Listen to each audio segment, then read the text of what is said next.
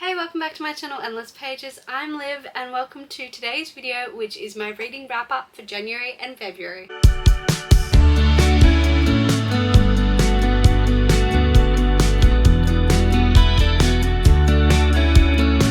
Hello, welcome back to my channel. Thank you so much for watching.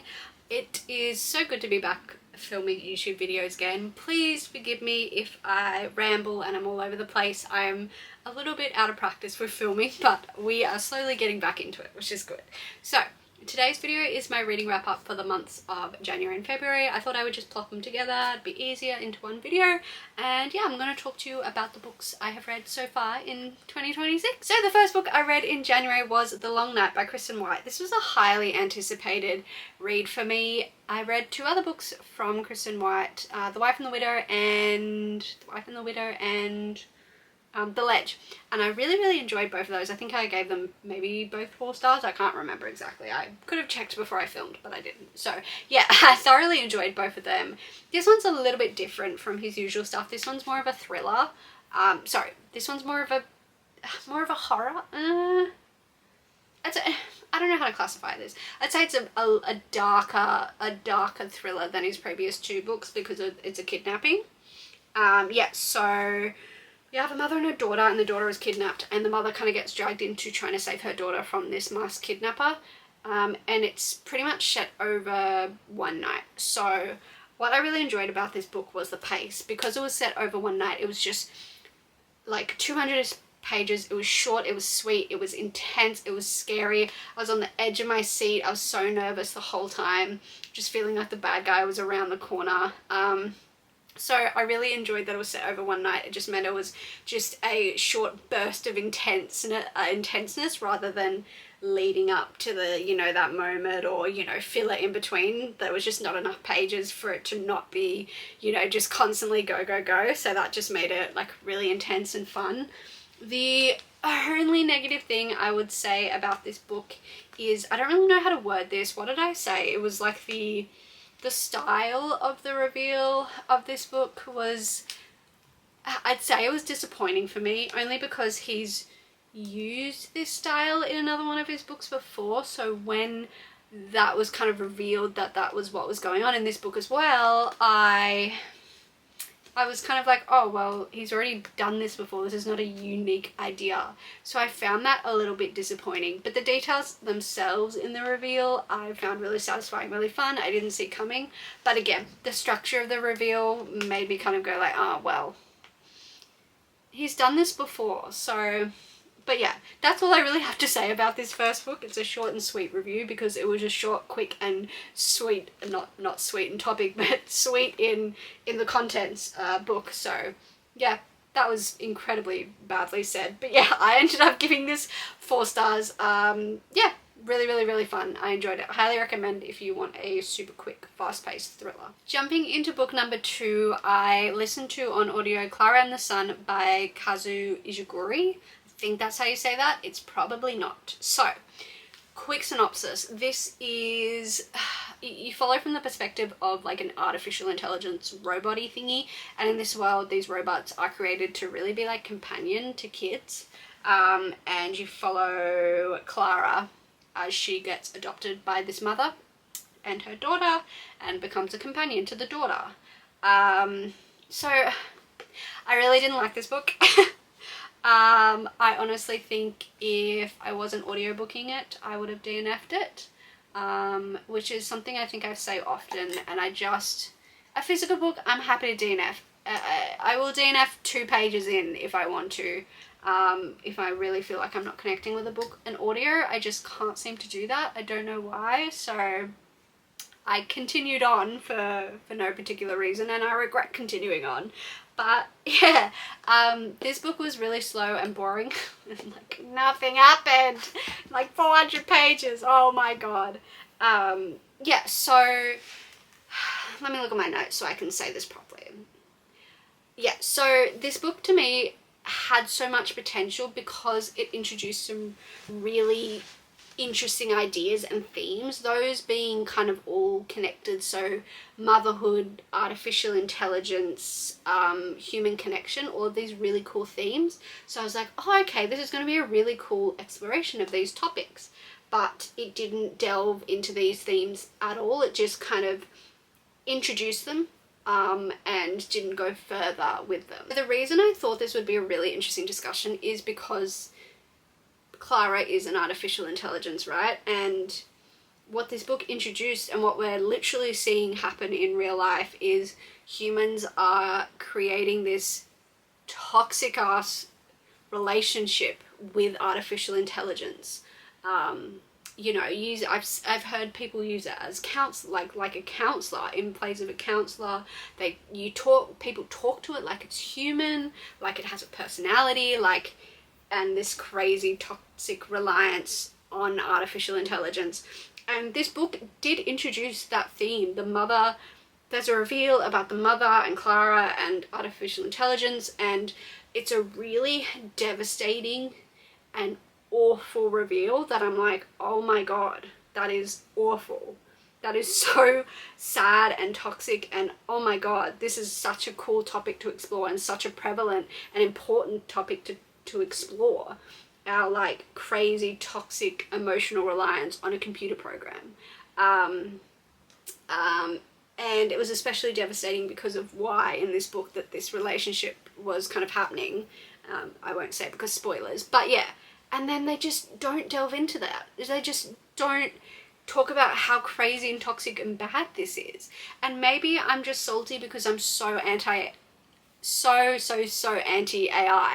that I wanted them to be like, hey, let's look at the consequences of this. Like, let's explore how this reveal affects some of the people in your life, how it affects you, how unhealthy it is. But it didn't delve into any of the themes, and it just introduced a bunch of really interesting stuff and did nothing, and had this incredibly boring plot.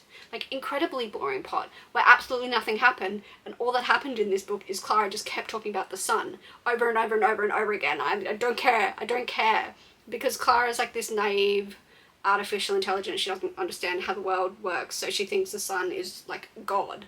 And that's all this book talked about, and it was so slow and boring, and like I felt like I was just I kept having to rewind. I was zoning out so much because I just had no interest in listening to this book. This had potential to be a really good warning and discussion and exploration of humans' weirdly toxic emotional reliance on this technology, this computer program basically, and the dangers around that, but it just didn't do that.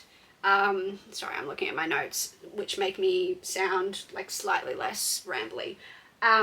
My final thought I will say about this book as well is that the ending, I didn't think this book could get any worse, and then the book ended and I was like, what was that? The daughter in this family, I should have said this earlier, is really sick. You don't really know what she has because you're listening from the perspective of Clara, and Clara doesn't understand what she has, I don't think.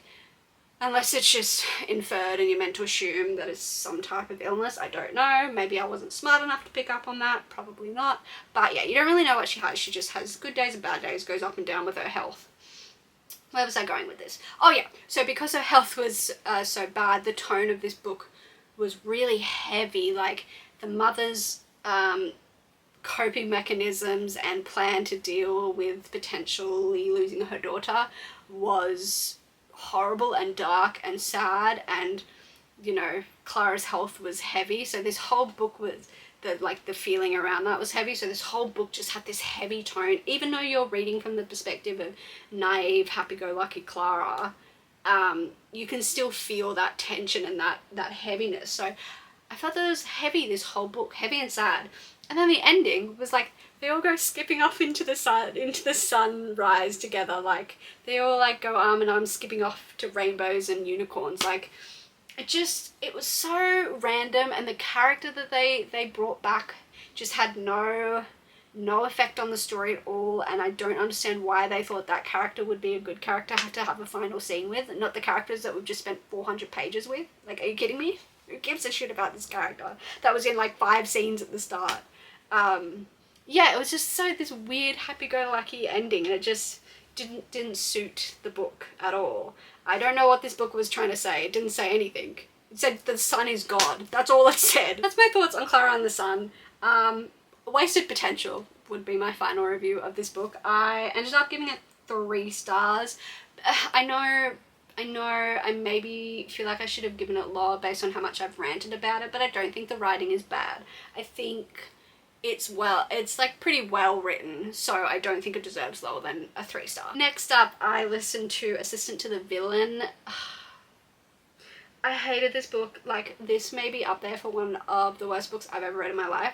And I really wish I had been dictating like why I didn't like it as I was going, because I feel like I don't have any points to justify why I say I hate it so much. So I'm sorry, this is a bad review. But yeah, I hated this book with a fiery passion. Again, because it was an audio, I just couldn't DNF it for some reason, even though it's maybe one of the worst books I've ever read. I think the writing is atrocious. It is so poorly written. I think it's basically this girl, I can't remember her name, a main character, woman, girl. I always say girl when it's a woman. I'm rambling. This woman is wandering through the woods and bumps into this guy called the Villain, who is the villain of their kind of town.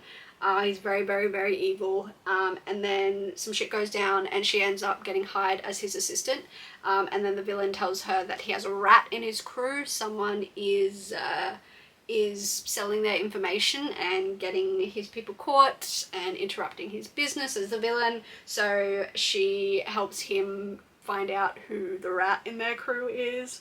I cannot believe that this book has been classified as an adult book. I had to check several times to confirm that it actually was an adult book, because it reads like a very, very, very young YA, and I was listening to it, I was like, maybe later on there's some romance that, you know, is not appropriate for a young adult book. No, no, absolutely not. Maybe later on in the series, which, you know, I will never read. You'd have to hold a gun to my head for me to continue with this series, but maybe later in the series it gets a little bit more steamy, I don't know. But yeah, I couldn't take the villain seriously. I don't think he was villainous at all. I think he was like a caricature of a villain, and you were meant to take him serious as this scary, moralless villain, but it just didn't come across. I couldn't take the man seriously. And the main character, whose name I still can't remember, she is such a pick-me. Such a pick-me. One of those YA characters, even though this is an adult book, one of those YA characters that everyone's in love with, everyone's obsessed with, you know what I mean? Like, everyone instantly loves her. And when they're like investigating who the rat is, I'm sorry, it's like they use just the same reveal over and over. The first time I was like, oh, okay, I wasn't expecting that. Then the second time it happened, I was expecting it. So it just felt like it was not very well planned out book, and she was just making it up as she went along. Like, there was no plan, she was just repeating stuff. There was no chemistry between the villain and her. The villain was not a villain, he was not scary at all, and this read like a poorly written YA book rather than a adult book. But hey, I just know now that romantasy is not for me. I've tried a couple of different times, except like one exception, like From Blood and Ash. I really enjoyed that. I know it's not well written, but the romance makes it okay for me. So that's the only exception to the rule, but you know, I don't have to read it. So, you know, yeah, I don't know what I'm trying to say, man. I'm sorry, because I know this is so popular. I'm sorry to the romantasy readers. I feel like I've offended you by insulting this book. Because I'm coming from a place of not liking the genre, so I don't know. I feel like I owe you guys an apology, but I gave Assistant to the Villain 2 stars, and I'm so glad that I never have to think about this book ever again. Book number 3, I also audiobooked. Life has been lifing this year, and audiobooks have been the only reason that I've been able to keep reading, to be honest. So we love audiobooks. So yeah, I listened to A Psalm of Storm and Silence. This is by Rose A. Brown, and it's the second book in the Song of Wraith and Ruin duology, which is a West African, I think it's West African, let me double check, yeah, West African inspired fantasy duology, enemies to lovers, and this is book 2. I really enjoyed this. I think the highlight of this duology for me is definitely the magic system. One of the characters' magic is around storytelling, and he kind of weaves his magic, and that is really, really cool. The whole world building, the whole lore, the cultures, the gods. There's also a character that is literally a storyteller, and sometimes you get her perspective of telling the story, which is really, really fun. It's dual perspective. I really liked both perspectives. I think this was a much better enemies to lovers than I have seen in a lot of books recently. They genuinely are on opposite sides. The woman, her country is basically like a colonizer country, and our male is a refugee. So they are literally quite literally enemies. And in the first book, they are literally trying to kill each other. So it is proper enemies to lovers. So if you're an enemies to lovers fan, proper enemies to lovers trying to kill each other. Yeah, I enjoyed these two characters. I really felt that the pacing of their relationship was really good. There was no insta love. It was properly explored across the two books, and it didn't feel at all rushed. And I really enjoyed their interactions with one another. I think it was a really well written book. I just think it was really well written, and I again wish I had written notes down about this book while I was reading it so I can tell you why I loved it so much. But I think if you're a fantasy lover, you should definitely check out this duology because it's beautifully written. The god system is amazing, the cultural systems are amazing, the countries, the lore, the magic, it's all really, really cool. Oh, I forgot to say, I gave A Psalm of Storms and Silence 4 stars. Next up, I read Clown in a Cornfield 2 Friendo Lives. This is a sequel to Clown in a Cornfield and the second book in the trilogy by Adam Cesare. This is like a YA it, basically clown in a small town gone around killing people. So this is book 2, and book 2 we kind of get back to the characters after the clown massacre, basically, of book 1. That's not a spoiler, that's literally the book. So yeah, we get back to our characters kind of dealing with the emotional consequences of what they went through in the first book, and I think that's one thing about this book that's done well, is exploring how all these 3 main friends and how all their different personalities are coping and dealing, or not really coping with what they went through in the first book. My beef with this book is, I mean, is it fair to say beef? This is a young adult book, so again, maybe don't take my comments too seriously because I am 27 and most of this first 3 quarters of this book is them dealing with their teenage angst and problems, and as a 27-year-old I don't really want to be reading about that. So in the first book, the kind of, it's a similar structure, the first book. Like, in the first book, there's a big massacre at the end, but there's, like, murders happening throughout the book to kind of keep you engaged in the story. And why this kind of semi does happen in this book, I was just so not interested that I didn't really care at this point. It just wasn't keeping me engaged because all they were talking about was their relationship drama, which I'm like, I'm not reading this book for your relationship drama. I'm reading Clown in a Cornfield because I want clowns murdering. Like, that's why I'm reading this book. I want clown horror. So that was kind of frustrating. I think I found the reasoning why there was clowns again in this book really, really silly. I get he was trying to make a point about like conspiracy theorists and internet culture and stuff like that, which I think is important for young adults to read about and think about, the toxicity of being in online cultures and, you know, checking your sources, just not seeing something on Reddit and taking it as lore or word or truth. So yeah, that I think that's an important thing for teenagers to think about. But yeah, the reasoning was silly. The whole final kind of scene and massacre and fight back was silly. There was only one part of the final showdown that I did enjoy, and that was 2 of the characters. There's like 3 perspectives and 2 of the characters got separated. Their scene was really intense, and I was like going like that, like thinking the bad guy was going to be around the corner with a knife in his hand. That was really tense and fun and scary, and I was really concerned for our characters in that moment. But it was just a shame because the rest of it just kind of undid that intensity. You'd go to the next chapter and it's back to stupid perspective. Yeah, so my final review of this book I literally wrote is too much teenage angst and not enough murder and chaos is what I wrote in my notes. So I ended up giving Clan in a Cornfield, Friendo Lives 3 stars, which is really disappointing. I will finish the trilogy because there's one more book, it's YA, it reads really quickly, so you know, no harm to finish the series, but I am going in with low expectations for book 3. The final book for January was Mindhunter, Inside the FBI's Elite Serial Crime Unit, full title. This is by John E. Douglas and Mark Olshaker.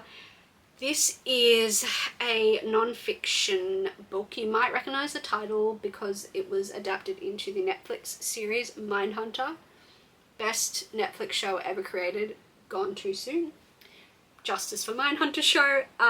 Yeah, so this follows Special Agent John Douglas and the kind of start around the 70s in the FBI where they started using criminal profiling to catch serial killers.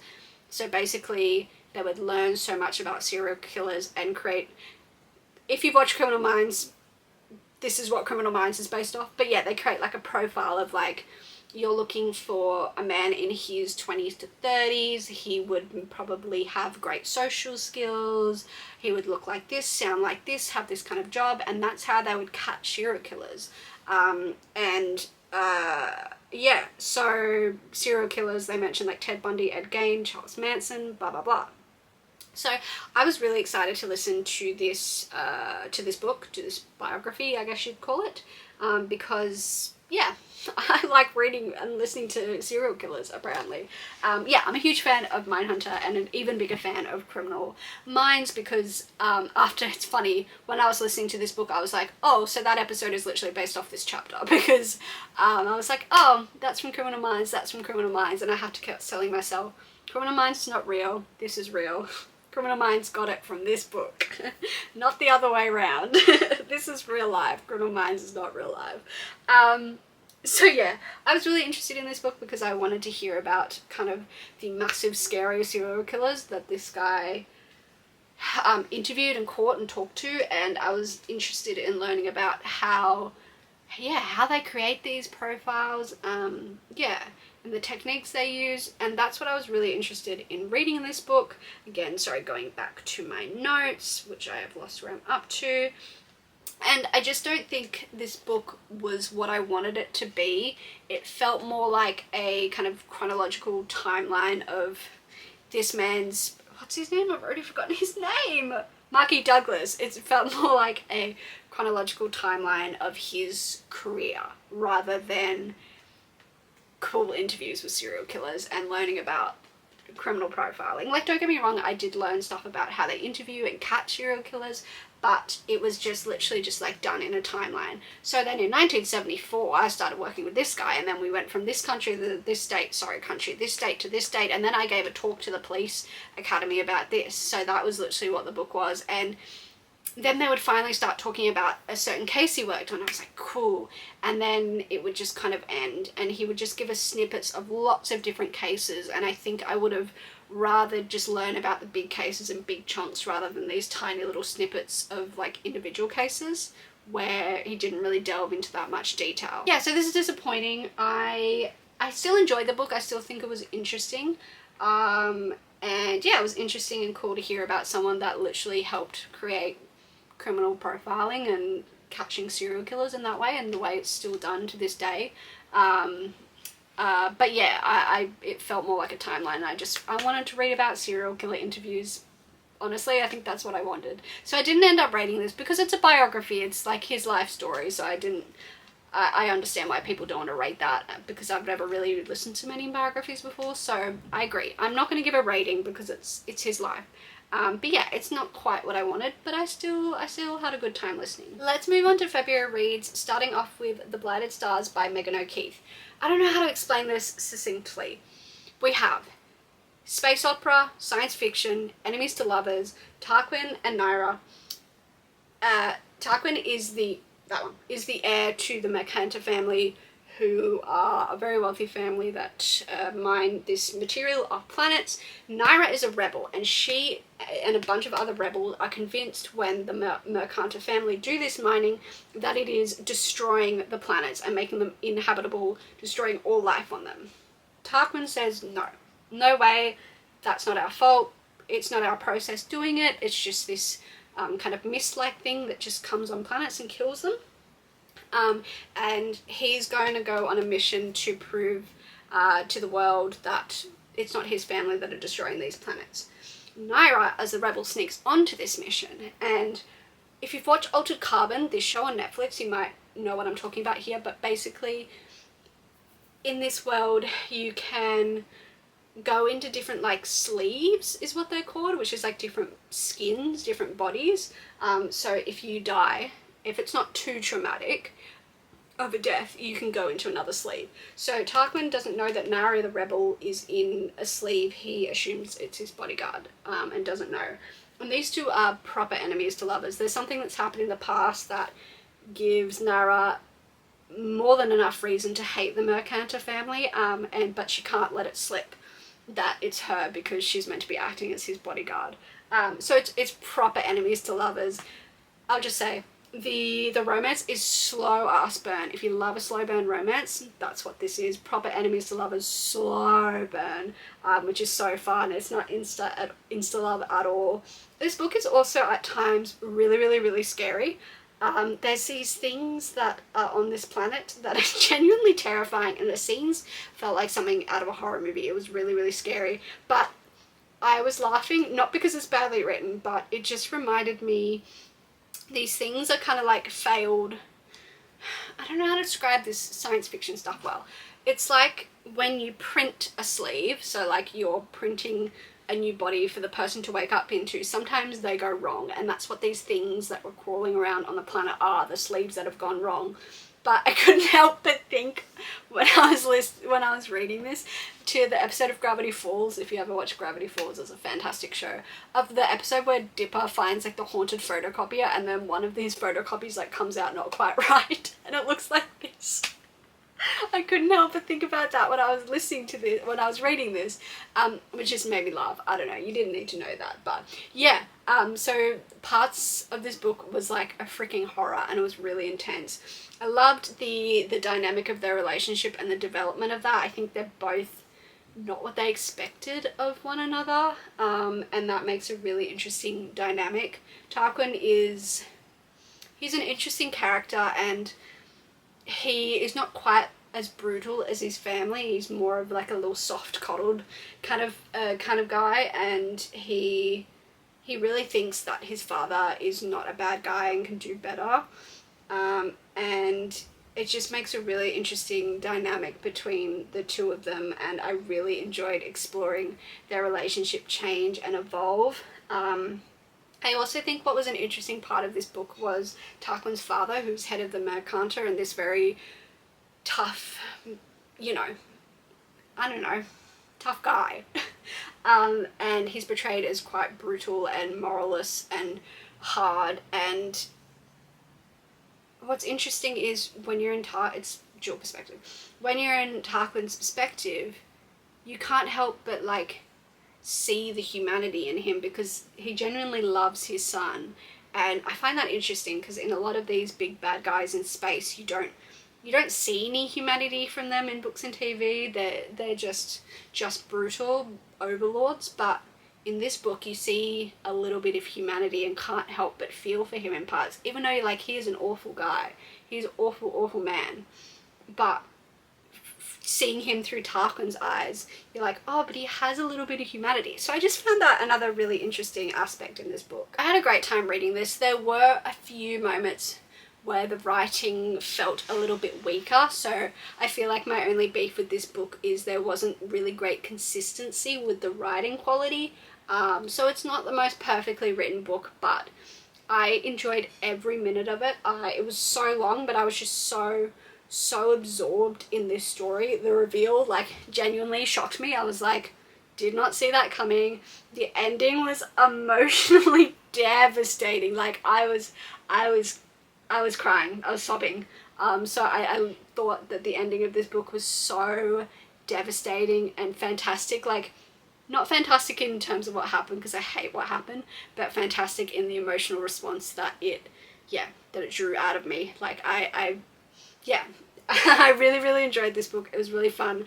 I'm gonna say 4 stars only because I just don't think the writing quality would allow me to rate it 5 or 4.5. I just feel like it wasn't quite there, but a great space opera, a great enemies to lovers, and I can't wait to find out what happens. I think it's a duology, maybe it's a series, I'm not sure. I can't wait to find out what happens there, because this ended on such a cliffhanger. Next up, I listened on audio to The Girl Who Fell Beneath the Sea by Axie O. This is bad. This is like kind of inspired by Spirited Away, I think they say, and it's a feminist retelling of classic Korean legend. I picked this up obviously because Spirited Away is my favorite Studio Ghibli film, but I think it's an insult to the movie to compare it to this. Basically, this is a world where this village sacrifices a bride every year to the sea god to placate him and stop the storms. Our main character's brother's bride gets sacrificed, and she jumps in to stop him from jumping in, and ends up just kind of choosing to go beneath the sea, and then kind of wakes up in, I don't know, like a spirity world kind of thing. I think the writing was bad. I think that the author went in not knowing what was going to happen in this book. I think the author knew the ending and the start and didn't know the middle, and was just kind of making it up as she went. This is meant to be a romance between 2 characters that have barely any conversations in this whole book. They barely interact, and it's not that long. It's like 300 pages. Not enough time for them to develop a relationship, to be honest. They barely talk to one another. They don't know each other that well. And they have no chemistry, and I'm supposed to believe that it's a romance? Please, no chemistry at all. I just feel like every scene was filler, and they were just making up rules and law as they went to make the plot more convenient, and yeah, so that the book could end the way it did. I don't really know what else to say about this book. I know that that's a really short review, but I think this was a really, really weak book with a really weak storyline, which is such a pity because look how stunning it is. It's beautiful. I feel sad to unhaul this, but I really didn't enjoy it at all. I actually gave it 2 stars, which is wild. I think the writing was bad. I think the story was bad. I think the romance was bad. And I think the author just didn't know what to do with this book and what to fill it with, so just filled it with random scenes and kind of forced the lore and the lore of the world to work so it could end the way it did. Next up, we read Sunrise on the Reaping by Suzanne Collins. Finally, I finally stopped being a coward, because that's literally what I was. I stopped being a coward and picked up this book. So, this is a prequel to The Hunger Games, and we follow Hamish from The Hunger Games in his games. That's not really a spoiler. But yeah, when he is a teenager, Hamish gets reaped into the Hunger Games. The Hunger Games, basically, everyone knows. Actually, I'm not going to explain it. Everyone knows what the Hunger Games is. So yeah, this is Hamish's games. What is it? The 50th. Yeah, that's right. The 50th Hunger Games. So this time round, it is double the tributes. This was beautiful. People call this book fan service. I don't give a crap if it's fan service or not. I loved it. It was beautiful. The relationships, I'll just say that without spoiling, in this book were stunning. And I knew it was going to be emotionally devastating, like it's a Hunger Games book, but one of the final scenes in this book, I just wasn't ready for that. I really wasn't. I should have seen it coming, and I didn't. So yeah, this book was just emotionally devastating, so a warning. Be in a right headspace before going into this book, because I cried like 20 times reading this. I loved exploring Hamish's character. I loved seeing him in his youth, because when you see him in the Hunger Games, he's a completely different person. Rightfully so, like after such a traumatic event and living with those memories and living in the world that he does. But seeing him as a teenager, and yeah, it was probably fan service when they popped in characters' names and you go, oh, it's that person, but I don't care. I had a great time doing that. Maybe this is fan service. I could see why people say that. I don't give a crap. I had an amazing time reading this. It was emotionally devastating. My only one thing is that, like Ballad of Songbirds and Snakes, which I didn't like, there's a lot of song lyrics in this book. A lot of song lyrics. Some part of me, a cynical part of me, is like, is this literally just for the movie so they can have music in it? I don't know. I mean, it makes sense for one of the characters is like from a musical family, but I think I would just have like a little bit less song lyrics in this book. That's my only beef. I just got a little bit over reading song lyrics after a while. I wanted plot. I don't know what else to say. 5 out of 5 stars. Mwah, work of art. Next up, I listened to The School for Good Mothers by Jessamine Clarke. This is a dystopian book. I didn't love this book. How can I describe this book? Basically, we follow, you know what I'm doing, I'm looking for the character name. We follow Frida as she has what she describes as a very bad day where she leaves her child home alone, her toddler home alone, and someone calls social services on her. And this is kind of a dystopian world where this new experimental program happens where you get sent to the School for Good Mothers and you spend a year at this school learning to be a better mother for the chance to get custody back of your child. So Frida, along with a bunch of other women, gets sent to the School for Good Mothers to make up for her very, very bad day. This book, I get what it was trying to say. I definitely can recognize that it was trying to make an argument about the unrealistic expectations that we put on mothers, and mothers specifically, the unrealistic expectations of perfection, and the idea that if you're not a stay-at-home mother, you're not a good and attentive mother, which is awful and not true. Yeah, so that's what this book was trying to get across, but it was so boring. Like, you literally just follow this woman at the school for a whole year, and it is so slow and so boring. And I didn't like it. I found it really, really weird. Like, maybe a little bit too dystopian for me. There was a twist in this book, which I won't say because it's a major spoiler, but the twist was like, I was like, oh, that's fucked up. But then it got really weird, and there was some really uncomfortable scenes that I was like, this is so weird. Why do we need to include this? What's this adding to the story? And there were some scenes where I was genuinely really uncomfortable, and I was like, I don't like this. This is just weird for the sake of being weird. So I didn't really feel an emotional connection to the characters till the end. The end scene, that was a really, really hard scene. And again, I had a genuine emotional response while I was listening. Like, I was on a walk while I was reading this, and I was like tearing up as I was walking. So I had a great emotional reaction to the book, but the other 90% I didn't connect with. I thought was incredibly slow and incredibly boring, which is a shame because this book was trying to make some really good comments, and it just didn't work for me. Finally, to finish out the month, I listened to Don't Let Him In by Lisa Jewell. I'm not going to talk about it in this wrap up actually, because it is featured in a vlog that I'm currently filming, so I don't really feel the need to talk about it here because I go more into depth in the vlog. So hopefully that video will be coming out very soon. So that was everything I read in the month of January and February. Let me know, have you read anything I talked about? What were your thoughts? What was your least liked book of January or February? I would like to know. Share the hate, because I had a lot of bad reads, as you can tell. Not the most amazing start to the reading month, but I've gotten through some TBR vets and some physical books, so I'll take the win. Thank you so much for watching this video. I really, really appreciate it. Give it a like if you enjoyed it, and subscribe if you'd like to see more of my content. I've said this a million times, but I promise this time I am making a genuine effort to post semi-regularly again, so I would really appreciate your support. Thank you again so much for watching. I hope you enjoyed, and I will see you in whatever the hell I post next. Bye!